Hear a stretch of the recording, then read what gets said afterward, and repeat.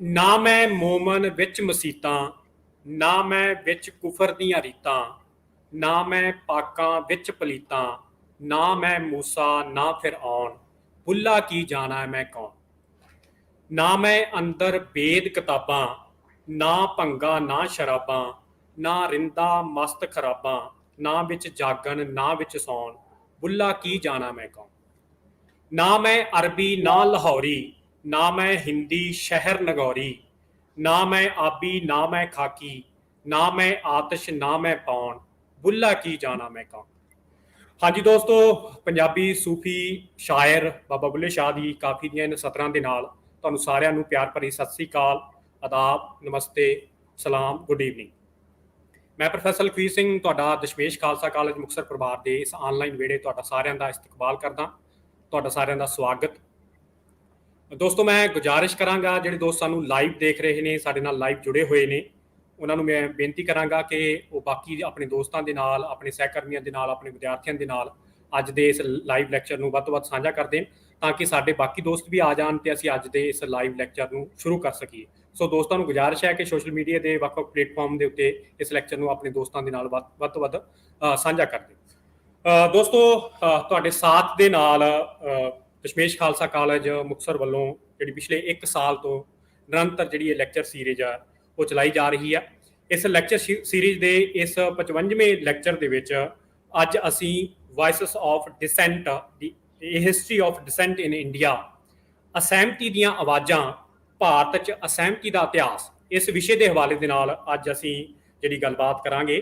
ਤੇ ਇਸ ਵਿਸ਼ੇ ਬਾਬਤ ਗੱਲਬਾਤ ਕਰਨ ਦੇ ਲਈ ਸਾਡੇ ਨਾਲ ਸਾਡੇ ਅੱਜ ਦੇ ਗੈਸਟ ਸਪੀਕਰ, ਸਾਡੇ ਭਾਰਤ ਦੇ ਬਹੁਤ ਹੀ senior scholar professor Romila Thapar ਜੀ ਅੱਜ ਸਾਡੇ ਨਾਲ ਜੁੜਨਗੇ, ਜੋ ਕਿ ਇਸ ਵਿਸ਼ੇ ਦੇ ਬਾਬਤ ਆਪਣੇ ਜਿਹੜੇ ਵਿਚਾਰ ਨੇ ਉਹ ਸਾਡੇ ਨਾਲ ਸਾਂਝੇ ਕਰਨਗੇ। ਪ੍ਰੋਫੈਸਰ ਰੋਮੀਲਾ ਥਾਪਰ ਜੀ ਸਾਡੇ ਨਾਲ ਨੇ। ਪ੍ਰੋਫੈਸਰ ਰੋਮੀਲਾ ਥਾਪਰ ਜੀ, ਤੁਹਾਨੂੰ ਬਹੁਤ-ਬਹੁਤ ਜੀ ਆਇਆਂ ਨੂੰ, ਤੁਹਾਡਾ ਸਵਾਗਤ ਹੈ ਸਾਡੀ ਸਮੂਹ ਕਾਲਜ ਮੈਨੇਜਮੈਂਟ ਤਰਫੋਂ, ਸਾਡੇ ਪ੍ਰਿੰਸੀਪਲ ਡਾਕਟਰ ਗੁਰਜਿੰਦਰ ਸਿੰਘ ਬਰਾੜ ਜੀ ਵੱਲੋਂ, ਸਮੂਹ ਸਟਾਫ ਵੱਲੋਂ, ਬੱਚਿਆਂ ਵੱਲੋਂ, ਖਾਸ ਤੌਰ ਤੇ ਮੇਰੇ ਵੱਲੋਂ ਤੁਹਾਡਾ ਬਹੁਤ-ਬਹੁਤ ਸਵਾਗਤ ਇਸ ਕਾਲਜ ਦੇ, ਦਸ਼ਮੇਸ਼ ਖਾਲਸਾ ਕਾਲਜ ਮੁਕਤਸਰ ਦੇ ਇਸ ਆਨਲਾਈਨ ਮੰਚ ਤੇ। Thank you, welcome ma'am. ਦੋਸਤੋ, ਪ੍ਰੋਫੈਸਰ ਰੋਮੀਲਾ ਥਾਪਰ ਜੀ ਇੰਡੀਆ ਦੇ one of the most non historian ਨੇ, ਸਕਾਲਰ ਨੇ, ਅਕਾਦਮੀਸ਼ੀਅਨ ਨੇ, ਪ੍ਰੋਫੈਸਰ ਐਮੀਰੇਟਸ ਨੇ JNU ਤੋਂ, ਸਾਡੇ ਨਾਲ ਅੱਜ ਜੁੜੇ ਨੇ ਤੇ ਅੱਜ ਦੇ ਵਿਸ਼ੇ ਦੇ ਹਵਾਲੇ ਨਾਲ ਗੱਲਬਾਤ ਕਰਨਗੇ। ਦੋਸਤੋ, ਮੈਨੂੰ ਸਮਝ ਨਹੀਂ ਆ ਰਹੀ ਕਿ ਮੈਂ ਸਾਡੇ ਅੱਜ ਦੇ guest speaker professor Romila Thapar ਜੀ ਦਾ ਤਾਰਫ ਤੁਹਾਡੇ ਨਾਲ ਕਿਵੇਂ ਸਾਂਝਾ ਕਰਾਂ, ਕਿਉਂਕਿ ਉਹਨਾਂ ਦੀ ਇੱਕ ਆਪਣੀ ਪਛਾਣ ਆ, ਉਹਨਾਂ ਦੀ ਇੱਕ ਆਪਣਾ ਜਿਹੜਾ ਥਾਂ ਹਿਸਟਰੀ ਦੇ ਵਿੱਚ, ਅਕੈਡਮਿਕ ਦੇ ਵਿੱਚ ਉਹਨਾਂ ਦਾ ਬਹੁਤ ਵੱਡਾ ਥਾਂ। ਸੋ ਇਸ ਕਰਕੇ ਜਿਵੇਂ ਕਿ ਸਾਡੇ ਪ੍ਰੋਗਰਾਮ ਦਾ ਫਾਰਮੇਟ ਆ ਕਿ ਅਸੀਂ ਆਏ ਲੈਕਚਰ ਦੇ ਵਿੱਚ ਸਾਡੇ ਗੈਸਟ ਸਪੀਕਰ ਦਾ ਤਾਰਫ ਸਾਂਝਾ ਕਰਦੇ ਹਾਂ, ਪਰ ਮੈਂ ਅੱਜ ਇਹ ਜਿਹੜਾ ਕੀਮਤੀ ਸਮਾਂ ਜਿਹੜਾ ਸਾਨੂੰ ਪ੍ਰੋਫੈਸਰ ਰੋਮੀਲਾ ਥਾਪਰ ਜੀ ਨੇ ਦਿੱਤਾ, ਉਹ ਉਹਨਾਂ ਦੇ ਤਾਰਫ ਦੇ ਨਾਲ ਜਿਹੜਾ ਉਹ ਕੀਮਤੀ ਸਮਾਂ ਗਵਾਉਣਾ ਨਹੀਂ ਚਾਹੁੰਦਾ। ਅਸੀਂ ਵੱਧ ਤੋਂ ਵੱਧ ਅੱਜ ਕੋਸ਼ਿਸ਼ ਕਰਾਂਗੇ ਕਿ ਪ੍ਰੋਫੈਸਰ ਰੋਮੀਲਾ ਥਾਪਰ ਜੀ ਹੀ ਬੋਲਣ, ਉਹਨਾਂ ਨੂੰ ਅਸੀਂ ਸੁਣੀਏ। ਇਸ ਕਰਕੇ ਮੈਂ ਉਹਨਾਂ ਦਾ ਤਾਰਫ ਅੱਜ ਨਹੀਂ, ਕਿਉਂਕਿ ਤੁਸੀਂ ਉਹਨਾਂ ਤੋਂ ਭਲੀ ਭਾਂਤ ਜਾਣੂ ਆ, ਉਹਨਾਂ ਦੇ ਕੰਮ ਤੋਂ ਭਲੀ ਭਾਂਤ ਜਾਣੂ ਆ, ਇਸ ਕਰਕੇ ਮੈਂ ਉਹਨਾਂ ਦੇ ਤਾਰਫ ਦੇ ਵਿੱਚ ਜ਼ਿਆਦਾ ਸਮਾਂ ਨਹੀਂ ਗਵਾਉਣਾ ਚਾਹੁੰਦਾ। ਅੱਜ ਅਸੀਂ ਵੱਧ ਤੋਂ ਵੱਧ ਕੋਸ਼ਿਸ਼ ਕਰਾਂਗੇ ਪ੍ਰੋਫੈਸਰ ਰੋਮੀਲਾ ਥਾਪਰ ਜੀ ਨੂੰ ਸੁਣਨ ਦੀ, ਕਿਉਂਕਿ ਰੋਮੀਲਾ ਥਾਪਰ ਜੀ ਨੂੰ, ਜਿਨ੍ਹਾਂ ਨੂੰ ਪੜ੍ਹ ਕੇ, ਜਿਨ੍ਹਾਂ ਨੂੰ ਸੁਣ ਕੇ, ਜਿਨ੍ਹਾਂ ਨੂੰ ਦੇਖ ਕੇ ਰਿਸਰਚ ਦੇ ਖੇਤਰ ਦੇ ਵਿੱਚ ਅਸੀਂ ਸੇਧ ਲੈਂਦੇ ਹਾਂ, ਇਤਿਹਾਸ ਨੂੰ, ਖਾਸ ਤੌਰ ਤੇ ਪ੍ਰਾਚੀਨ ਇਤਿਹਾਸ ਨੂੰ ਅਸੀਂ ਸਮਝਦੇ ਹਾਂ, ਜਾਣਦੇ ਹਾਂ, ਉਹ ਅੱਜ ਸਾਡੇ ਨਾਲ ਜੁੜੇ ਨੇ। ਇਹ ਸਾਡੀ ਖੁਸ਼ਕਿਸਮਤੀ ਆ, ਅਸੀਂ ਬੜਭਾਗੀ ਹਾਂ ਕਿ ਪ੍ਰੋਫੈਸਰ ਰੋਮੀਲਾ ਥਾਪਰ ਜੀ ਨੇ ਸਾਡੇ ਇਸ ਆਨਲਾਈਨ ਮੰਚ ਲਈ ਸਮਾਂ ਕੱਢਿਆ, ਅਸੀਂ ਉਹਨਾਂ ਦੇ ਸ਼ੁਕਰਗੁਜ਼ਾਰ ਹਾਂ। ਦੋਸਤੋ, ਪਿਛਲੇ ਦਿਨਾਂ ਦੇ ਵਿੱਚ ਪ੍ਰੋਫੈਸਰ ਰੋਮੀਲਾ ਥਾਪਰ ਜੀ ਦੀ ਜਿਹੜੀ ਨਵੀਂ ਕਿਤਾਬ ਹੈ ਵਾਇਸਸ ਆਫ ਡਿਸੈਂਟ ਜਿਹੜੀ ਪ੍ਰਕਾਸ਼ਿਤ ਹੋਈ ਆ, ਜਿਸ ਦੇ ਵਿੱਚ ਉਹਨਾਂ ਨੇ ਡਿਸੈਂਟ ਦੇ ਸਿਧਾਂਤਿਕ ਚਿੰਤਨ ਜਿਹੜੇ ਬਾਰੇ ਚਰਚਾ ਕਰਦੇ ਹੋਏ ਪ੍ਰਾਚੀਨ ਭਾਰਤੀ ਇਤਿਹਾਸ ਬਾਰੇ, ਖਾਸ ਤੌਰ ਤੇ ਰਿਗਵੇਦ ਤੋਂ ਲੈ ਕੇ ਜਿਹੜੀਆਂ ਕੰਟੈਂਪਰੇਰੀ ਸਮੇਂ ਤੱਕ ਦੀ ਜਿਹੜੀ ਡਿਸੈਂਟ ਹੈ, ਜਿਹਦੀ ਜਿਹੜੀ ਆਪਣੀ ਉਹਨਾਂ ਦੀ ਵਿਭਿੰਨ ਪਰਤਾਂ ਬਾਰੇ ਜਿਹੜੀ ਗੱਲ ਆ ਉਹ ਆਪਣੀ ਕਿਤਾਬ ਦੇ ਵਿੱਚ ਕੀਤੀ ਹੈ। ਤੇ ਖਾਸ ਤੌਰ ਤੇ ਅੱਜ ਦੇ ਸਮੇਂ ਦੇ ਵਿੱਚ, ਅੱਜ ਦੇ ਡੈਮੋਕ੍ਰੇਸੀ ਦੇ ਵਿੱਚ ਡਿਸੈਂਟ ਦੀ ਕਿੰਨੀ ਇੰਪੋਰਟੈਂਸ ਹੈ, ਉਹ ਵੀ ਉਹਨਾਂ ਨੇ ਇਸ ਕਿਤਾਬ ਦੇ ਵਿੱਚ ਜਿਹੜੀ ਚਰਚਾ ਕੀਤੀ ਹੈ। ਸੋ ਪ੍ਰੋਫੈਸਰ ਰੋਮੀਲਾ ਥਾਪਰ ਜੀ ਅੱਜ ਸਾਡੇ ਨਾਲ ਇਸ ਸਾਰੇ ਵਿਸ਼ਿਆਂ ਬਾਰੇ ਜਿਹੜੀ ਗੱਲਬਾਤ ਆ ਉਹ ਆਪਣੇ ਲੈਕਚਰ ਦੌਰਾਨ ਸਾਂਝੀ ਕਰਨਗੇ। ਹੁਣ ਮੈਂ ਜ਼ਿਆਦਾ ਸਮਾਂ ਨਾ ਲੈਂਦਾ ਹੋਇਆ ਸਾਡੇ ਦੋਸਤਾਂ ਨੂੰ ਗੁਜ਼ਾਰਿਸ਼ ਕਰਾਂਗਾ ਜਿਹੜੇ ਸਾਨੂੰ ਵੇਖ ਰਹੇ ਨੇ, ਉਹ ਵੱਧ ਤੋਂ ਵੱਧ ਇਸ ਲਾਈਵ ਲੈਕਚਰ ਨੂੰ ਆਪਣੇ ਬਾਕੀ ਦੋਸਤਾਂ ਨਾਲ ਸਾਂਝਾ ਕਰ ਦੇਣ, ਤਾਂ ਕਿ ਸਾਡੇ ਬਾਕੀ ਦੋਸਤ ਵੀ ਆ ਜਾਣ। ਤੇ ਹੁਣ ਮੈਂ ਜ਼ਿਆਦਾ ਸਮਾਂ ਨਾ ਲੈਂਦਾ ਹੋਇਆ ਪ੍ਰੋਫੈਸਰ ਰੋਮੀਲਾ ਥਾਪਰ ਜੀ ਨੂੰ ਇਸ ਕਾਲਜ ਦੇ ਦਸ਼ਮੇਸ਼ ਖਾਲਸਾ ਕਾਲਜ ਮੁਕਤਸਰ ਦੇ ਇਸ ਆਨਲਾਈਨ ਮੰਚ ਤੋਂ ਪੇਸ਼ ਕਰਨ ਦੀ ਖੁਸ਼ੀ ਲੈ ਰਿਹਾ ਪ੍ਰੋਫੈਸਰ ਰੋਮੀਲਾ ਥਾਪਰ ਜੀ ਸਕਰੀਨ ਤੁਹਾਡੇ ਕੋਲ ਆ ਤੁਸੀਂ ਆਪਣੇ ਵਿਚਾਰ ਸਾਂਝੇ ਕਰੋ ਅਸੀਂ ਅਖੀਰ ਤੇ ਤੁਹਾਡੇ ਨਾਲ ਸਵਾਲ ਜਵਾਬ ਸੈਸ਼ਨ ਦੇ ਵਿੱਚ ਮਿਲਾਂਗੇ ਪ੍ਰੋਫੈਸਰ ਰੋਮੀਲਾ ਥਾਪਰ ਜੀ thank you professor Lakhvir Singh बहुत बहुत थैंक यू तुसी मैनू बुलाया इत्थे ते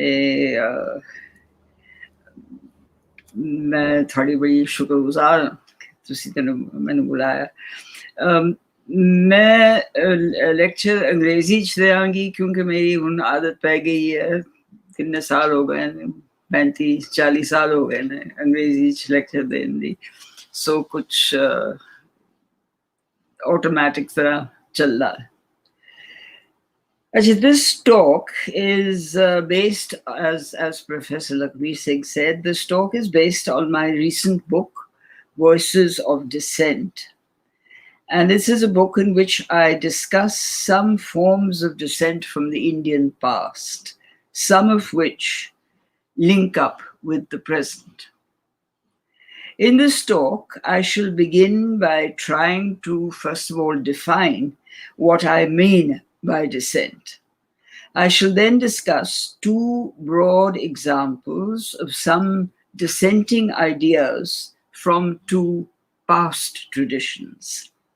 And in the latter part of my talk, I'll try and refer to a couple of examples that suggest a linkage, a connection between the way in which dissent was expressed in past times and some of the ways in which it has been expressed in our time. My interest in the subject of dissent is not a recent interest, nor was it roused primarily by increasing attempts to disallow dissenting opinion in some parts of the world today, including our own society. Nevertheless, it is a notion that I think is important to understanding the history of any country and certainly the history of civilizations. I have been writing on the concept of dissent in pre-modern India off and on for almost half a century. And I see dissent as central to social and cultural change, a centrality that is not new to history, but we tend more or less to ignore it when we are writing our history.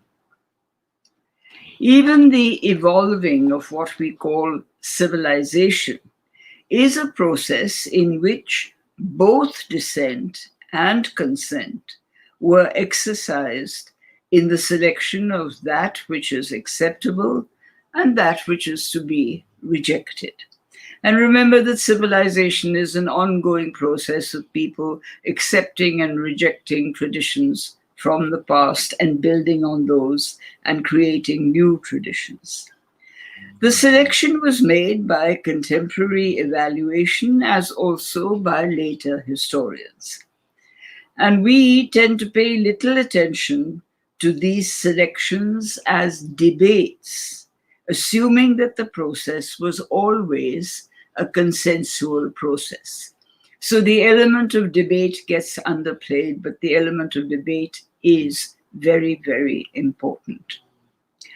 My other purpose is to suggest the continuity of the presence of dissent in various forms throughout the centuries. Some characteristic forms can be recognized as having continued to be effective in present times as well. My example of this will come from the Indian national movement for independence and our subsequent efforts to establish a democratic society. Let me begin then by attempting to define what I mean by dissent. It stems from a difference of opinion or a disagreement, but it is not arbitrary. It may begin with a minor disagreement, but is recognized as dissent when it refers to a specific issue of some substance and an issue that introduces alternative ideas in thought and practice. Dissent, therefore, has to be directed to a matter of importance. It can be a form of protest, although protest is generally more organized.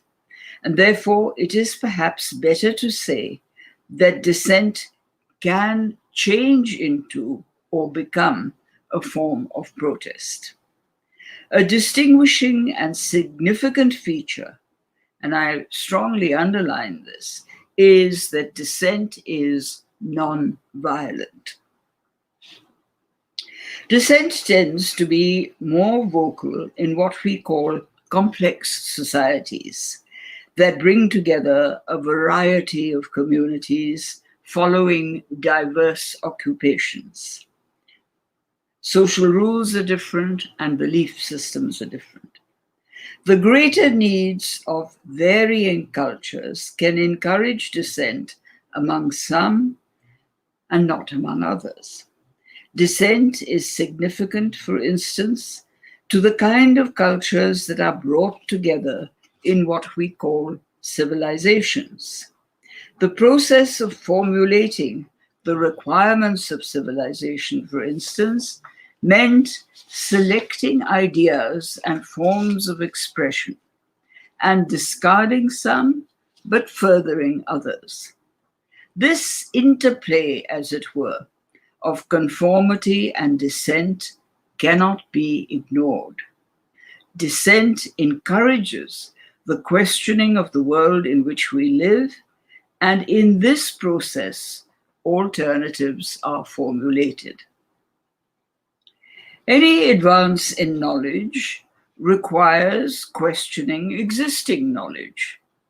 Existing explanations sometimes give way to newer and better ones. Otherwise, there is stagnation. Dissent lies at the root of philosophical discourse, as is stated more than once in Indian philosophical discussion. Let me give you an example. It is said that when making a statement of some consequence, the first step is to state clearly and at length the views of the opponent who is disagreeing with the proposed argument. So you first state the views of the opponent. This is referred to as the Purva Paksha. The second step is the refutation of this argument by the one who is proposing a statement, the Pratipaksha.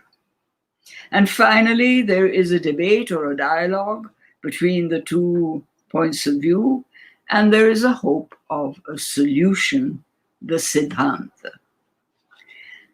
This seemingly dialectical method appears to have been practiced in the debates that are referred to as taking place in royal courts.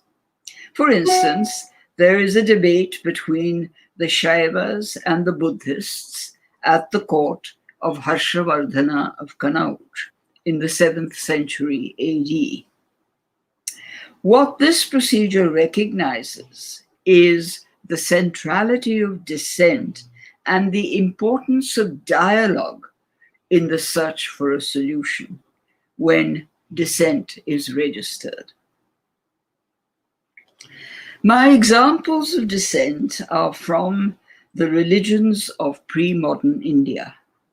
This is not because I think that religion is the primary area where dissent is registered, but because dissent can be seen with greater clarity in every religion. Secondly, my concern is not with dissent in the theological aspects of religion, but in social theories that religions construct. How do religions construct society? What is the role of dissent in that construction? especially those that attract a following through explaining human existence. These are religions in which there is much more debate between different points of view. The explanations that they suggest were diverse, and in modern times, however, attempts were made to bring all religious movements in India, other than Islam and Christianity, under a single umbrella. They were seen as multiple manifestations of the same religious doctrine, with few dissenting opinions. This is not very helpful in understanding them, as not all of them conform, and many do disagree. So recognizing the disagreement makes them more visible.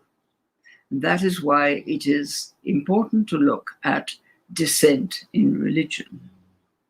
In the study of Indian religion, it is often the diversity of sects in each case that give directions to religions, rather than any monolithic unities which we tend to ascribe to them. Religious institutions reflect social values and activity, and apart from monasteries and nunneries that are distinct from society, there are institutions such as places of worship or schools of learning that contribute substantially to the actions and ethics of a society. The intersection of religious ideas and social activities often did lead to dissenting opinions and the breaking away of a group, giving rise to a sect. An example of this was, for example, in the early stages of Buddhism, when there was a debate in one of the early Buddhist councils, subsequent to the death of the Buddha, on whether the Sangha, the Buddhist organization, should permit monks to accept monetary donations. This was a hotly debated subject. The multiple sects that sprout around every religion can be expressions of deviance or dissent, or modifications of existing forms. A sect finds its place somewhere along the spectrum. This is a different pattern from a single monotheistic, unified creed and catechism, as in the case of Christianity.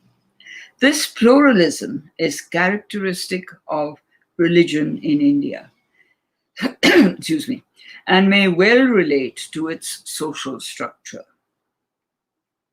Let me illustrate what I am saying with a couple of examples where dissent has been crucial to the form taken by religions.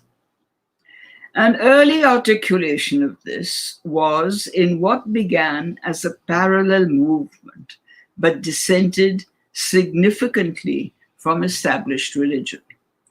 Vedic Brahmanism was the dominant religious presence in the earlier part of the first millennium BC. Multiple gods were worshipped, not as icons, but through elaborate sacrificial rituals that consumed much of the wealth that was produced. Its ethics drew on the belief in the reincarnation of the individual's soul, what was to become the theory of karma. This view met with dissent from what have been broadly termed the Shramana religions, Buddhism in the main, but including the Jains and the Ajivikas. Other dissenters, the Charvak or Lokayat, taught a firmly materialist philosophy. They all denied the existence of deities, and consequently, Vedic texts could not be taken as revealed by deity and therefore sacred. Forms and locations of worship differed from the Vedic, as did the definition of reincarnation and possible liberation from it. Causal explanations, connected, linked explanations, were based on reason and logic. This dissent was only broadly uniform among the Shamanas, as they too registered degrees of disagreement amongst themselves.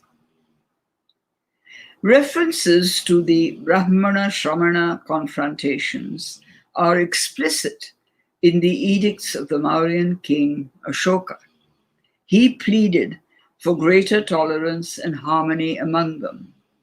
And the period from the Mauryas to the Guptas is one in which the competition is apparent. In the post-Gupta period, Brahmanism emerges triumphant. Brahmanical writing refers to these dissenters as Nastika, non-believers, sometimes even viewed as heretics. And the term continued to be used for them in Sanskrit texts as late as the 16th century. The grammarian Patanjali compares the hostility between Brahmins and Shramans to that between the snake and the mongoose. The term Nastika was not confined to the Shamanas.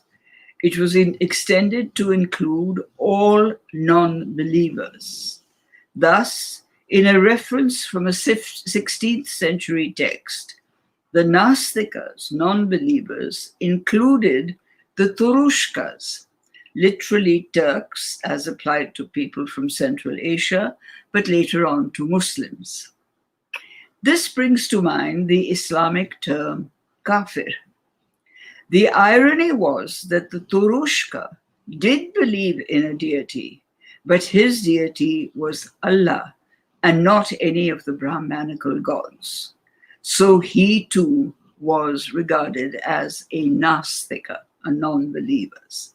The Shramanas were Nastikas because they originally did not believe in any deity. But Buddhism had its own dissenters. A significant dichotomy separated the Hinayana and the Mahayana sects, interpreting the teachings of the Buddha through multiple differentiated sects. This was also noticeable when Buddhist missionary activity came to the fore in Central Asia and China during the first millennium AD. It met with conditions different from what it had known in the subcontinent. And this led to fresh questions and answers, and sometimes the founding of a new sect. The degree of demarcation from the existing religious order was variable. The success of a religion depends on its relationship with society. We all know that. And particularly with those in society who are in authority and the elite who provide the patronage and the donations for the rituals. A popular following gives it a different kind of support. And the Shramanas had to compete for patronage to establish their social base. But monastic institutions establishing an alternative system were dependent on society. Vedic Brahmanism had a wealthy, prestigious, generally elite patronage. The popular religion that grew out of these beginnings was what is now being called Puranic Hinduism. It did not formally dissent from Vedic Brahmanism, leaving it to its own Brahmanical devices. Puranic Hinduism incorporated Vaishnava, Shaiva, and Shakta worship, and under these labels also included local cults of different kinds. The focus was on deity. One among the many had prominence, and these deities have either been absent or marginal in Vedic worship. So to that extent, they are new. Each of the major deities of Puranic Hinduism were maintained by distinctive sects with distinctive texts, such as the Purans, and variations within the sects had a large range. Origins, myths, and rituals were recorded, irrespective of whether deities were old or very recent. Like most religions, Puranic Hinduism had both a gentle side, with close human manifestations of deities that the worshipper was comfortable with, as also the more wrathful, angry manifestations of deities. In some forms, they became icons of love, devotion, and compassion, the emotions that guided their worship. One might ask whether this emphasis also drew from the Shramana tradition, with its little emphasis on deity, as well as the Bhakti tradition, which endorsed this gentler side. Hindu institutions were parallel to, but different from, those of the Shramanas. Temples replaced the chaityas, sometimes literally, and often became places of pilgrimage, thereby attracting commercial activities as well. Icons of the deities were introduced with elaborate rituals, some invented afresh. The monastery was as yet alien to Brahmanism, although something echoing it, like the mutt, became a focus of propagation. The renouncer, by contrast, was the monk or the nun, but continued to have limited links with society. In this, the renouncer is different from the ascetic, who was ideally self-exiled and living in isolation. Renunciation was central to Shramanism, being the path to nirvana. It involved dissent from Brahmanical teaching, opting out of the social obligations of the Dharmashastras, and adopting an alternative monastic lifestyle focusing on self-liberation, moksha. However, it was not self-isolation, since contact with society was necessary. The monk had to collect his food as alms from people in the vicinity, and his concern about their well-being was required by the teaching. Violence was disallowed. It can be seen as a reciprocal relationship, new and different from what had existed earlier. The ideal, the symbol, the practice of renunciation was implicit in the image of what came to be called the man who heals, the man who performs miracles, meditates, and is helpful in misfortune. The man whom today we tend to call the holy man. He is not the priest. He lives distanced from society, but wanders through villages and towns. And as an icon, his choice of being a holy man could be used effectively, but could also be abused in giving direction to a community, as often happens. People, after all, are gullible. The later incoming religions brought new ideas. These could either create dissent or be amalgamated into new practices and beliefs. The mixing and the merging of new religious ideas takes shape, for instance, with the coming of various forms of Islam. We refer to this event as starting with the Arabs invading Sindh in the 8th century AD. But in fact, their more effective and long-lasting entry was not as invaders, but as traders, all down the west coast of India, from Gujarat to Kerala. The religious mix that emerged was neither Islam nor Puranic Hinduism. It took the form of new socio-religious sects in origin, drawing from both Puranic Hinduism and Islam, but not conforming to either and evolving independently. Sects such as the Bohras, Khojas, Mapilas, Nawayats, and such like. The entry of Turks, Afghans, and Mughals into northwestern India followed from the familiarity that Central Asia had had with northern India. This was through continuing migrations from early times and commercial exchanges, from Kushan times onwards, through the silk trade, the horse trade, and such like. The Central Asian presence was intensified at historical moments through invasions, but it was actually more firmly established with migration and settlement, naturally. Various schools of Sufi sects spread their version of Islam with their diverse ideas and practices, dissenting from or borrowing from existing religions in India. One of the most interesting examples of this were the exchanges between the Nath Yogis and the Sufis in the Punjab. Really fascinating in terms of the history of ideas and the history of religious ideas.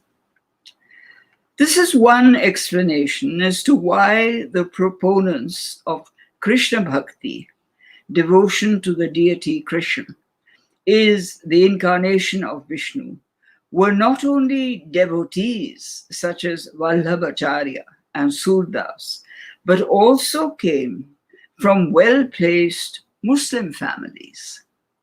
Sayyid Ibrahim Khan, or Ras Khan as he is more popularly called, and Abdul Rahim Khane Khanan, or Rahim, are among those who composed dohas, couplets, in Hindi in praise of Krishna and Radha. The verses are still sung as bandishes in Hindustani classical music. Such devotees were treated as dissenters by the proponents of both the established religions, by the Qazis, Mullahs, and Maulavis on the one hand, and by the Pandits and the Brahmins on the other. So they were treated as dissenters by both groups. Bhakti as a form of religion had multiple nuclei all over the subcontinent. Their verses were devotional and by implication were often social comments, as religious verses sometimes tend to be. In our times, these multiple sects have been treated as part of one unified monolithic religious movement. But they were actually very diverse and responded to specific local religions and regional requirements. They were not defining a subcontinental religion, but they were defining very strong, powerful, sensitive, emotional, regional religions. The diversity and the dissent is apparent. Each Bhakti Sant, and I don't like to use the term saint, I prefer the original Sant that was used for them. Each Bhakti Sant worshipped one deity of choice in his or her own way, with or without rituals, and often through songs, hymns, and narratives in the local language. There was, therefore, an obvious diversity geared to the local region, although there were a few broad similarities. Deities differed, or the same one was worshipped, but in another way, and of course in another language. So the nuances were not the same. The question to ask is, why was there a difference? Generally, little or no mention of other bhakts from distant places is made. Neither Kabir nor Meera, for example, mention the Alvars or the Nayanars of the Tamil-speaking region. For some sants, the worship of the deity was paramount. For others, it was the message of social equality implicit in its devotion.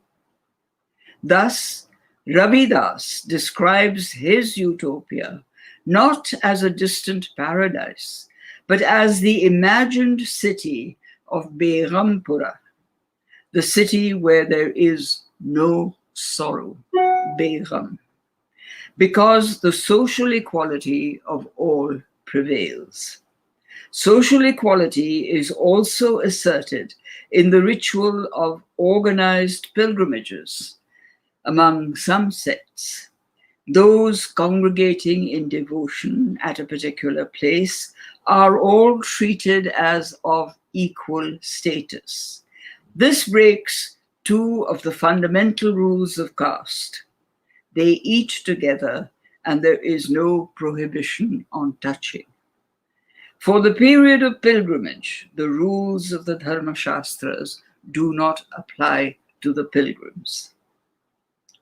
Even in those religions that preached the equality of all in the eyes of God or deity or the Holy One, social difference was marked and treated as necessary. The separation between acceptable castes and the lower castes and untouchables was in practice virtually universal. Places of worship or areas within the normal places of worship were demarcated and segregated. And we need to inquire into the forms of dissent that the excluded castes, the Avarnas, or what we sometimes call the Dalits these days, the forms of dissent that these groups may have adopted, although perhaps not openly so.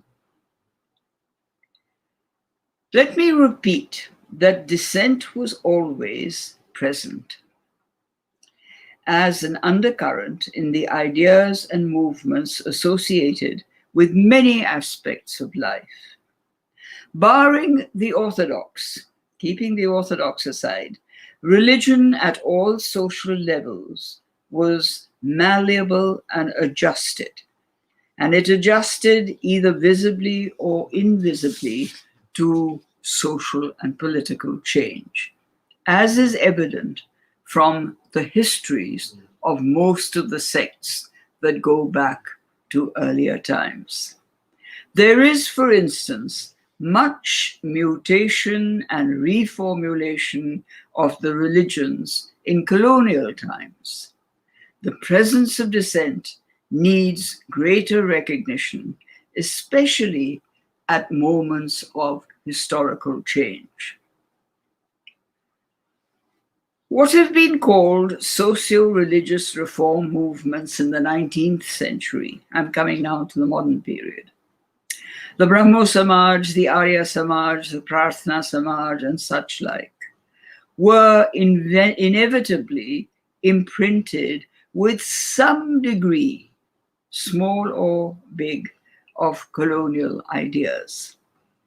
They questioned Brahman orthodoxy up to a point, but with the intention of suggesting reform rather than any replacement.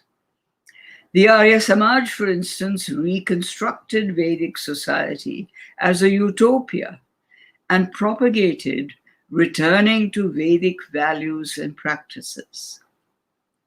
Such calls for returning to tradition often draw on a somewhat virtually invented tradition, in accord with the ideological and social needs of present times. We must remember that tradition is not something that is sealed and packaged and passed on from generation to generation. It is also questioned, adapted, reformulated from generation to generation, and therefore does change. But among the social and ideological needs of the 19th century, for example, was nationalism, speaking for the emergence of a new socio-political structure, a nation state. Some advocated a new utopia, that of a secular democratic state, something that brought us freedom and independence, and which we have been struggling with and are still struggling with in order to establish such a nation state. Others advocated a new kind of utopia. Others reversed this secular democratic utopia by imagining a future state identified with the majority religion as its most significant feature. Democratic nationalism was a protest against colonial rule, articulated in various ways of dissent, converted into a manifestation of social and political protest. The form it took in the early 20th century was seemingly new to the anti-colonial secular national movement for independence. The question that I am asking is, was this form of dissent and protest really all that new? Or can one think of it in terms of something linked to a tradition that goes back to earlier times of dissent? The protest against colonial rule, incorporating degrees of dissent, attracted a large number of people who became supporters of secular nationalism. This nationalism, secular nationalism, was distinct from the nascent but growing religious nationalisms, the Muslim and the Hindu. These latter had a different agenda and a different teleology. Their intention was to establish religious majoritarian states, the Islamic as Pakistan, and the possibly imminent Hindu Rashtra here in India.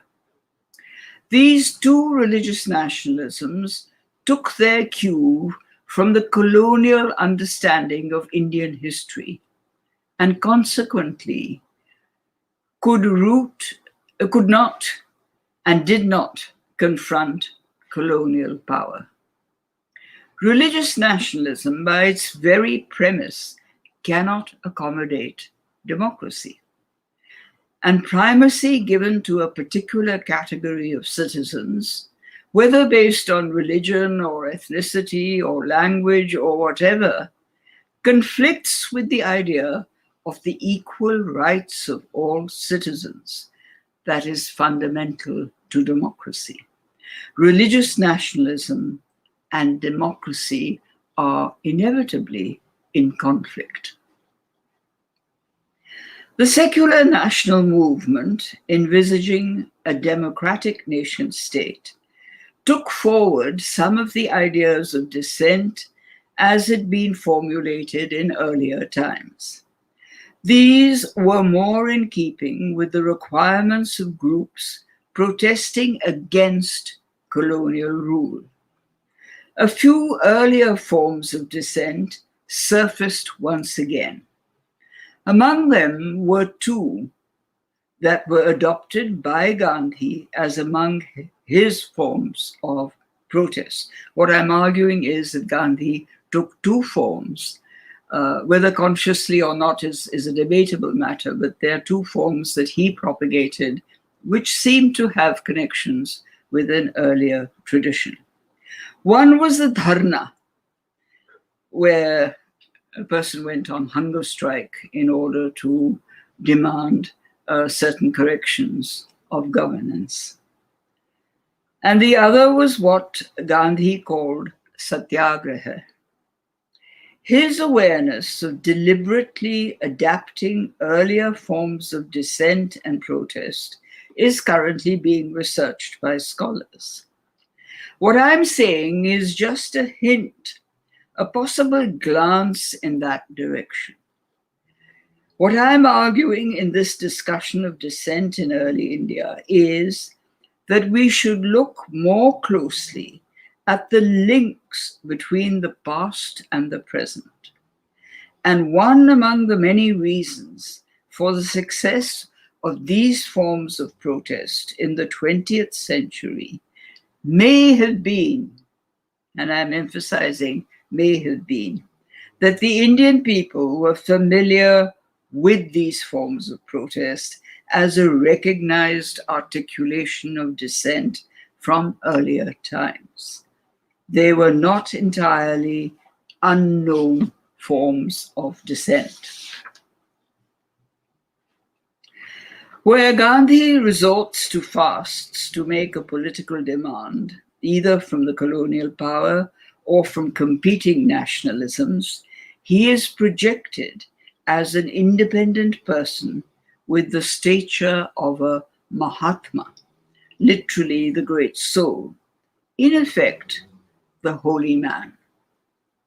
He takes it upon himself to speak for the people of India in supporting their demand for freedom or to live in harmony, else he will lose his life through the fast.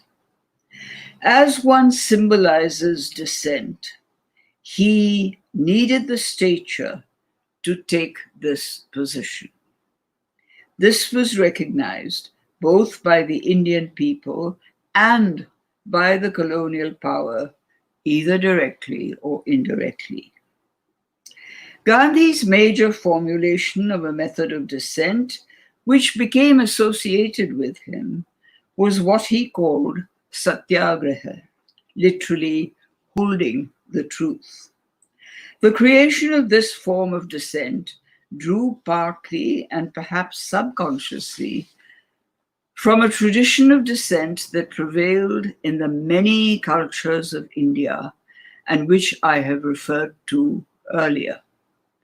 Thus, I would argue that satyagraha was a form of dissent that evoked older practices in a modern situation and without consciously linking it to the actual older forms. It's an evocation. It can be called dissent since it had characteristics familiar to the Indian people, recalled by the continuing presence of the renouncers, the shamanas, the bhakti sants, the yogis, the pirs and the fakirs, and other categories of what are often referred to as holy men.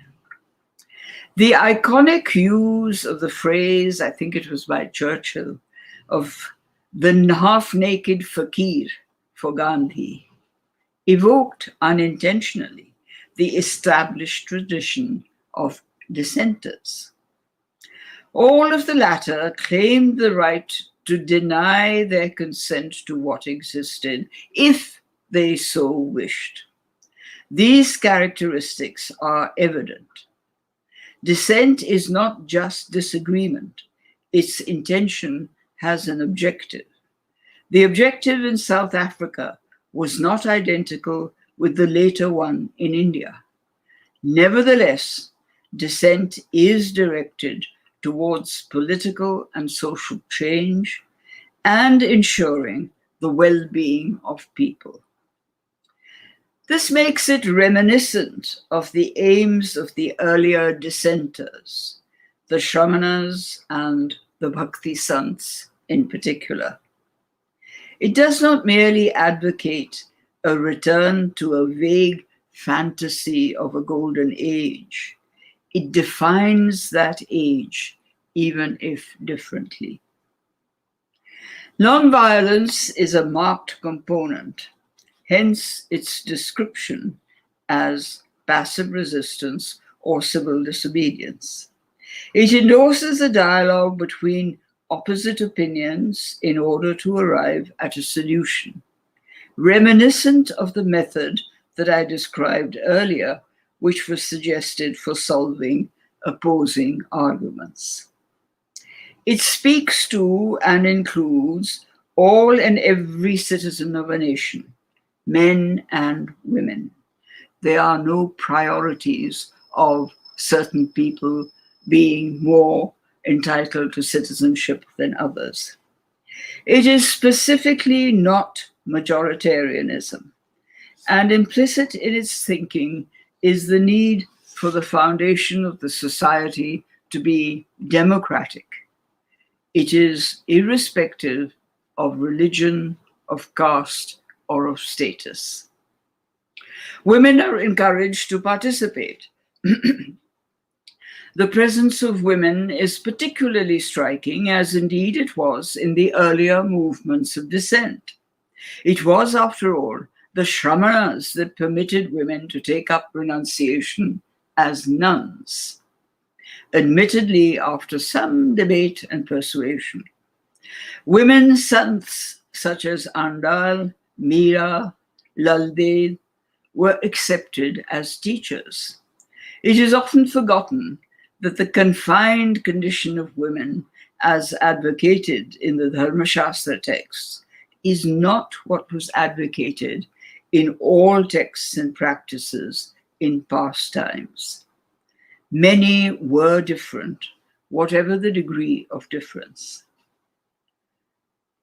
The national movement did not necessarily treat all women as liberated citizens.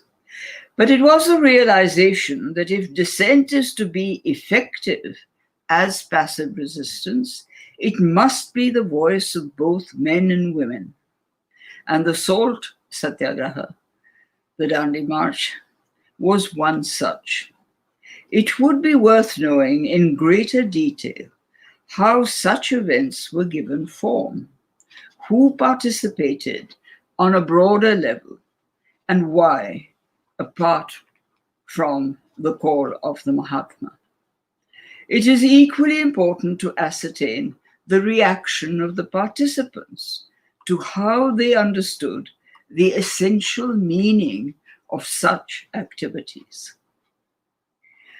After 1947, passive resistance on any subcontinental scale has not been used when disagreeing with the laws of any of our governments. Nevertheless, sporadic expressions of dissent have been and can be the reason for arrest, as happened earlier under colonial governance and continues to this day. What, however, comes to mind are the two recent events of Shaheen Bagh and the farmers' protest in the vicinity of Delhi. Shaheen Bagh and protests linked to it in other cities had a larger component of women and of young people, students in the main, expressing their opposition to the new law, the Citizen Amendment Act of the government, debarring some categories of people from citizenship. The overwhelming presence of women and Muslim women was deeply significant. It was women opposing patriarchy and gender discrimination and the rules of orthodoxy. In endorsing the Constitution, as they repeatedly did, they were stating their support for secularism. The farmers' protest was against newly formulated laws on agricultural produce. The protesters were non-violent, in both cases, demanding a dialogue on the recently passed laws and their future. This also ties into the bigger question inherent to decisions in a democracy as to how these laws were being received by those most closely affected by them. In a democratic society, their voice has to be heard. Dissenting views today have a new dimension. We are no longer a colony ruled by a colonizer. We have been aspiring to function as a nation state, that is, as a secular democracy, and have been aspiring for many decades. In this context, protests can also be viewed as a comment on the questions being raised in discussions in many places. Do we need to fine-tune the concept of democracy, perhaps, to prevent its being derailed, as is feared that this is happening in some situations?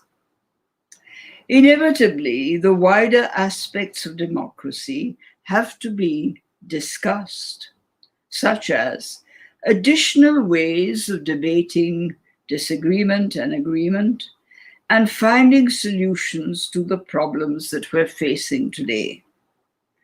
Does elected representation suffice in conveying what people want? How, for example, can we strengthen the institutions that protect democracy? Can the three constitutional pillars, the legislature, the executive, and the judiciary, be made more secure and more autonomous, especially as guardians of the rights of citizens?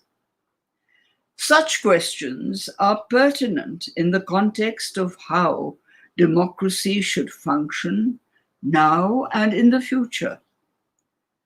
The failures in democratic functioning in the past century, with authoritarian systems and dictatorships coming to power in parts of Europe and Asia, had disastrous consequences for humanity. The repetition of that pattern is not called for. One may well ask as to what Gandhi would have said to recent forms of passive resistance. A distinction between the colonial situation and that in an independent nation state should be evident when it comes to the role of dissent. The passive resistance of Gandhi asserted dissent and evolved into protest. The legitimacy of such forms in a democratic nation state draw on public opinion. In some polities across the world today, dissent is treated as an anti-national act. Yet, it is well established that the pivot, the focus, the central point of a liberal secular democracy is a wide-ranging debate prior to decisions, which has to come to terms with dissenting views. Let me repeat what our philosophers from the past maintained. There can be no Siddhanta solution if the views of the Purva Paksha, the opponent, are silenced by the Pratipaksha, the proponent. The articulation of the dialogue and debate between the two is absolutely essential. Let me conclude by saying that it is imperative that we understand the historical centrality of dissent. It was and is essential to the formulating of cultures and to establishing democratic norms.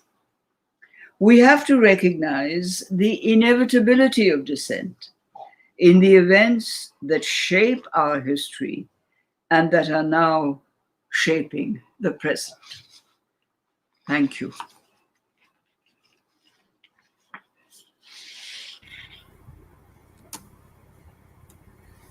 ਜੀ ਬਿਲਕੁਲ ma'am, ਤੁਸੀਂ ਬੜੇ ਪ੍ਰਾਚੀਨ ਇਤਿਹਾਸ ਦੇ ਹਵਾਲੇ ਦੇ ਨਾਲ ਖਾਸ ਤੌਰ 'ਤੇ ਕੰਟੈਂਪਰੇਰੀ ਸਮੇਂ ਦੇ ਸਾਰੀ ਜਿਹੜੀ ਗੱਲਬਾਤ ਹੈ ਡਿਸੈਂਟ ਦੀ ਉਹ ਕੀਤੀ ਆ। ਅਸੀਂ ਕਾਫੀ ਕੁਛ ਤੁਹਾਡੀ ਇਸ ਕਿਤਾਬ ਦੇ ਹਵਾਲੇ ਦੇ ਨਾਲ ਮੈਂ ਪੜ੍ਹ ਚੁੱਕਿਆ ਕਿਤਾਬ, ਅਤੇ ਅੱਜ ਵੀ ਤੁਹਾਡੇ ਲੈਕਚਰ ਦੇ ਹਵਾਲੇ ਦੇ ਨਾਲ ਇਹ ਸੁਣੀ ਆ।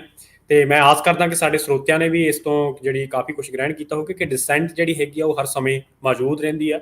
ਸਾਡੀ ਪ੍ਰਾਚੀਨ ਹਿਸਟਰੀ ਤੋਂ ਲੈ ਕੇ ਕੰਟੈਂਪਰੇਰੀ ਸਮੇਂ ਦੇ ਤੱਕ ਜਿਹੜੀ ਡਿਸੈਂਟ ਹੈ, ਕਿਉਂਕਿ ਡੈਮੋਕ੍ਰੇਸੀ ਦੇ ਵਿੱਚ ਖਾਸ ਤੌਰ ਤੇ ਜਿਸ ਤਰ੍ਹਾਂ ਦਾ ਮਾਡਲ ਅਸੀਂ ਅੱਜ ਸਾਡੇ ਦੇਸ਼ਾਂ ਦੇ ਵਿੱਚ ਚੱਲ ਰਿਹਾ, ਉਸ ਦੇ ਵਿੱਚ ਡਿਸੈਂਟ ਹੋਣੀ, ਅਸਹਿਮਤੀ ਹੋਣੀ ਜ਼ਰੂਰੀ ਆ, ਤਾਂ ਹੀ ਅਸੀਂ ਡੈਮੋਕ੍ਰੇਸੀ ਦੇ ਅਗਲੇ ਪੜਾਅ ਉਹਦੇ ਜਿਹੜੇ ਵਿਭਿੰਨ ਪੱਖ ਨੇ ਉਹਨਾਂ ਬਾਰੇ ਗੱਲਬਾਤ ਆ ਜਿਹੜੀ ਉਹ ਕਰ ਸਕਾਂਗੇ। ਸੋ ਮੈਮ, ਸਾਡੇ ਲਈ ਕੋਈ ਸਵਾਲ ਨਹੀਂ ਰਿਹਾ। ਤੁਸੀਂ ਆਪਣੀ ਗੱਲਬਾਤ ਦੇ ਦੌਰਾਨ, ਆਪਣੇ ਲੈਕਚਰ ਦੇ ਦੌਰਾਨ ਜਿਹੜੀਆਂ ਸਾਰੀਆਂ ਗੱਲਾਂ ਜਿਹੜੀਆਂ ਅਸੀਂ ਜਾਣਨਾ ਚਾਹੁੰਦੇ ਸੀ ਉਹ ਕੀਤੀਆਂ ਨੇ। ਤੁਹਾਡਾ ਸਾਡੀ ਮੈਨੇਜਮੈਂਟ ਤਰਫੋਂ, ਸਾਡੇ ਪ੍ਰਿੰਸੀਪਲ ਡਾਕਟਰ ਗੁਰਜਿੰਦਰ ਸਿੰਘ ਬਰਾੜ ਜੀ ਵੱਲੋਂ, ਮੇਰੇ ਵੱਲੋਂ, ਬੱਚਿਆਂ ਵੱਲੋਂ ਤੇ ਸਟਾਫ ਵੱਲੋਂ ਤੁਹਾਡਾ ਬਹੁਤ ਬਹੁਤ ਸ਼ੁਕਰੀਆ ਕਿ ਤੁਸੀਂ ਇਸ ਮੰਚ ਦੇ ਉੱਤੇ ਆਏ। ਤੇ ਖਾਸ ਤੌਰ ਤੇ ਕਿਉਂਕਿ ਤੁਹਾਡਾ ਪੰਜਾਬ ਨਾਲ ਪਿਛੋਕੜ ਹੈ, ਤੁਸੀਂ ਪੰਜਾਬ ਦੇ ਵਿੱਚ ਅੱਜ ਆਪਣਾ ਲੈਕਚਰ ਸਾਂਝਾ ਕੀਤਾ, ਤੇ ਸਾਨੂੰ ਇਸ ਗੱਲ ਦੀ ਵੀ ਖੁਸ਼ੀ ਹੈ ਕਿ ਤੁਸੀਂ ਪੰਜਾਬ ਦੇ ਵਿੱਚ ਆਪਣੇ ਵਿਊ ਰੱਖੇ ਨੇ। ਤੇ ਅਸੀਂ ਆਸ ਕਰਾਂਗੇ ਕਿ ਜੇ ਕਦੇ ਸਬੱਬ ਬਣਿਆ ਤਾਂ ਤੁਸੀਂ ਆਫਲਾਈਨ ਵੀ ਪੰਜਾਬ ਦੇ ਵਿੱਚ ਲੈਕਚਰ ਸਾਂਝਾ ਕਰਨ ਆਓਗੇ। ਤੇ ਅਸੀਂ ਇਹ ਮੰਨ ਕੇ ਚੱਲਦੇ ਹਾਂ ਕਿ ਇਨ ਫਿਊਚਰ ਦੇ ਵਿੱਚ, ਭਵਿੱਖ ਦੇ ਵਿੱਚ ਇਸ ਤਰ੍ਹਾਂ ਦੇ ਅਸੀਂ ਆਉਣ ਵਾਲੇ ਸਮੇਂ ਦੇ ਵਿੱਚ ਵੀ ਪ੍ਰੋਗਰਾਮ ਜਿਹੜਾ ਆਯੋਜਿਤ ਕਰਾਂਗੇ। ਜੀ ਮੈਡਮ, ਤੁਹਾਡਾ ਸ਼ੁਕਰੀਆ ਜੀ। ਮੈਮ, ਤੁਸੀਂ ਕੁਝ ਕਹਿਣਾ ਚਾਹੋਗੇ? ਅਸੀਂ ਚਾਹਾਂਗੇ ਕਿ ਤੁਸੀਂ ਪੰਜਾਬੀ ਦੇ ਵਿੱਚ ਗੱਲਬਾਤ ਕਰੋ ਜਿੰਨੀ ਕੁ ਹੋ ਸਕਦੀ ਹੈ। ਪੰਜਾਬੀ ਚ ਗੱਲਬਾਤ ਹੀ ਹੋ ਸਕਦੀ ਹੈ, ਇਲੈਕਸ਼ਨ ਨਹੀਂ ਨਾ ਹੋ ਸਕਦਾ। ਜੀ, ਇਹ ਮੇਰੀ ਮੁਸ਼ਕਲ ਹੈ। ਜੀ ਜੀ, ਹਾਂਜੀ ਮੈਮ, ਤੁਸੀਂ ਕੁਝ ਕਹਿਣਾ ਚਾਹੋਗੇ ਅਖੀਰ ਤੇ? ਜੀ ਮੈਂ ਕਾਫੀ ਕਹਿ ਲਿਆ ਉਹਨੇ, ਇਹੀ ਘੰਟੇ ਲਈ ਤਾਂ ਮੈਂ ਕਹਿੰਦੀ ਗਈ ਹਾਂ। ਹਾਂਜੀ ਜੀ ਮੈਮ, ਜੀ ਮੈਮ, ਤੁਹਾਡਾ ਸ਼ੁਕਰੀਆ, ਬਹੁਤ ਬਹੁਤ ਧੰਨਵਾਦ। ਤੁਸੀਂ ਸਾਡੇ ਮੰਚ ਤੇ ਆਏ, ਖਾਸ ਤੌਰ ਤੇ ਇਸ ਮੰਚ ਦੇ ਹਵਾਲੇ ਦੇ ਨਾਲ ਤੁਸੀਂ ਆਪਣੀ ਨਵੀਂ ਕਿਤਾਬ ਦੀ ਗੱਲ ਕੀਤੀ। ਤੇ ਸਰੋਤਿਓ, ਅਸੀਂ ਆਸ ਕਰਦੇ ਹਾਂ ਕਿ ਤੁਸੀਂ ਇਸ ਲੈਕਚਰ ਤੋਂ ਕਾਫੀ ਕੁਝ, ਕਿਉਂਕਿ ਅੱਜ ਦੇ ਸਮੇਂ ਦੇ ਵਿੱਚ ਬੜਾ ਪ੍ਰਸੰਗਿਕ ਲੈਕਚਰ ਆ। ਅੱਜ ਦੇ ਸਮੇਂ ਦੇ ਵਿੱਚ ਡਿਸੈਂਟ ਦੀ, ਅਸਹਿਮਤੀ ਦੀ ਬੜੀ ਲੋੜ ਆ। ਜਿਸ ਤਰ੍ਹਾਂ ਦੇ ਹਾਲਾਤ ਬਣੇ ਹੋਏ ਨੇ, ਉਹਦੇ ਵਿੱਚ ਇਹ ਕਿਤਾਬ ਆ ਜਿਹੜੀ ਸਾਨੂੰ ਨਵੇਂ ਪਾਸੇ ਸੋਚਣ ਲਾਏਗੀ। ਪ੍ਰਾਚੀਨ ਇਤਿਹਾਸ ਤੋਂ ਲੈ ਕੇ ਸਮਕਾਲ ਤੱਕ ਜਿਹੜੀ ਡਿਸੈਂਟ ਚੱਲਦੀ ਆਈ ਆ, ਉਹ ਤੋਂ ਸਿੱਖ ਕੇ ਅਸੀਂ, ਉਹ ਤੋਂ ਜਿਹੜੀਆਂ ਮੈਡਮ ਨੇ ਖਾਸ ਤੌਰ ਤੇ ਹਿਸਟੋਰੀਕਲ ਹਵਾਲਿਆਂ ਦੇ ਨਾਲ ਗੱਲਬਾਤ ਕੀਤੀ ਆ, ਉਹਦੇ ਪੜ੍ਹ ਕੇ ਜਿਹੜੀ ਅਸੀਂ ਡਿਸੈਂਟ ਅੱਜ ਦੇ ਸਮੇਂ ਦੇ ਵਿੱਚ ਜਿਹੜੀ ਅਸਹਿਮਤੀ ਆ ਉਹਨੂੰ ਅਸੀਂ ਪ੍ਰਵਾਨ ਕਰਾਂਗੇ। ਕਿਉਂਕਿ ਜਿੱਥੇ ਦੋ ਵਿਚਾਰ ਹੋਣਗੇ ਉੱਥੇ ਡਿਸੈਂਟ ਵੀ ਹੋਏਗੀ, ਤੇ ਡਿਸੈਂਟ ਤੇ ਅਸਹਿਮਤੀ ਵੀ ਹੋਏਗੀ। ਉਸ ਅਸਹਿਮਤੀ ਦੇ ਵਿੱਚੋਂ ਹੀ ਅਸੀਂ ਅੱਗੇ ਜਾ ਸਕਦੇ ਹਾਂ। ਸੋ ਮੈਡਮ ਨੇ ਪ੍ਰਾਚੀਨ ਹਵਾਲਿਆਂ ਦੇ ਨਾਲ ਜਿਹੜੀ ਗੱਲਬਾਤ ਸਾਡੇ ਨਾਲ ਸਾਂਝੀ ਕੀਤੀ ਆ, ਪੂਰੀ ਹਿਸਟਰੀ ਦੇ ਹਵਾਲੇ ਦੇ ਨਾਲ ਸਾਡੇ ਨਾਲ ਗੱਲਬਾਤ ਸਾਂਝੀ ਕੀਤੀ ਹੈ। ਤੇ ਅਸੀਂ ਆਸ ਕਰਦੇ ਹਾਂ ਕਿ ਇਹਨਾਂ ਹਵਾਲਿਆਂ ਤੋਂ ਕਾਫੀ ਕੁਝ ਤੁਸੀਂ ਜਿਹੜਾ ਹੈਗਾ ਸਿੱਖਿਆ ਹੋਏਗਾ, ਤੇ ਇਹਨੂੰ, ਇਸ ਇਤਿਹਾਸ ਨੂੰ ਵੀ ਇਸ ਤਰੀਕੇ ਦੇ ਨਾਲ ਤੁਸੀਂ ਦੇਖਣ ਦੀ ਜਿਹੜੀ ਕੋਸ਼ਿਸ਼ ਹੈ ਉਹ ਕਰੋਗੇ। ਜੀ ਮੈਮ। ਹਾਂ, ਬਿਲਕੁਲ ਠੀਕ ਹੈ ਜੀ ਜੀ। ਸੋ ਸਾਰੇ ਸਰੋਤਿਆਂ ਦਾ ਵੀ ਬਹੁਤ ਬਹੁਤ ਧੰਨਵਾਦ ਜਿਹੜੇ ਸਾਡੇ ਨਾਲ ਲਗਾਤਾਰ ਜੁੜੇ ਰਹੇ ਨੇ। ਤੇ ਮੈਡਮ ਜੀ, ਤੁਹਾਡਾ ਫਿਰ ਤੋਂ ਸ਼ੁਕਰੀਆ। ਤੇ ਅਸੀਂ ਆਸ ਕਰਾਂਗੇ ਕਿ ਆਉਣ ਵਾਲੇ ਸਮੇਂ ਦੇ ਵਿੱਚ ਤੁਹਾਡੇ ਨਾਲ ਮੁਲਾਕਾਤ ਵੀ ਹੋਏਗੀ, ਤੇ ਅਸੀਂ ਤੁਹਾਨੂੰ ਜਿਹੜਾ ਹੈਗਾ ਵਰਚੁਅਲੀ ਨਾ ਸੁਣ ਕੇ ਤੁਹਾਨੂੰ ਆਫਲਾਈਨ ਜਿਹੜਾ ਕਿਸੇ ਪ੍ਰੋਗਰਾਮ ਦੇ ਵਿੱਚ ਸੁਣਾਂਗੇ। ਤੁਹਾਡਾ ਬਹੁਤ ਬਹੁਤ ਸ਼ੁਕਰੀਆ ਮੈਮ। ਤੁਹਾਡਾ ਸ਼ੁਕਰੀਆ ਵੀ ਹੋਏ, ਮੈਨੂੰ ਬੁਲਾਇਆ ਤੁਸੀਂ, ਬਹੁਤ ਕੁਝ ਕੀਤਾ। ਨਹੀਂ, ਵੈਲਕਮ ਮੈਮ। ਤੁਹਾਨੂੰ ਹਮੇਸ਼ਾ ਜੀ ਆਇਆਂ ਨੂੰ ਹੈ ਜੀ। ਅਸੀਂ ਆਸ ਕਰਾਂਗੇ ਕਿ ਆਉਣ ਵਾਲੇ ਸਮੇਂ ਦੇ ਵਿੱਚ ਵੀ ਅਸੀਂ ਇਸ ਪੰਜਾਬ ਦੇ ਖਿੱਤੇ ਦੇ ਵਿੱਚ ਤੁਹਾਡੀ ਜਿਹੜੀ ਗੱਲਬਾਤ ਆ ਉਹ ਹੁੰਦੀ ਰਹੇ। ਸੋ ਸਾਰੇ ਸਰੋਤਿਓ, ਤੁਹਾਡਾ ਬਹੁਤ ਬਹੁਤ ਧੰਨਵਾਦ। ਅਗਲੇ ਐਤਵਾਰ ਆਪਾਂ ਕਿਸੇ ਟੌਪਿਕ ਦੇ ਨਾਲ, ਕਿਸੇ ਵਿਸ਼ੇ ਦੇ ਨਾਲ ਫਿਰ ਤੁਹਾਡੇ ਸਨਮੁਖ ਹੋਵਾਂਗੇ। ਤਦ ਤੱਕ ਲਈ ਸਾਰਿਆਂ ਨੂੰ ਸਤਿ ਸ੍ਰੀ ਅਕਾਲ, ਨਮਸਤੇ। ਸਤਿ ਸ੍ਰੀ ਅਕਾਲ।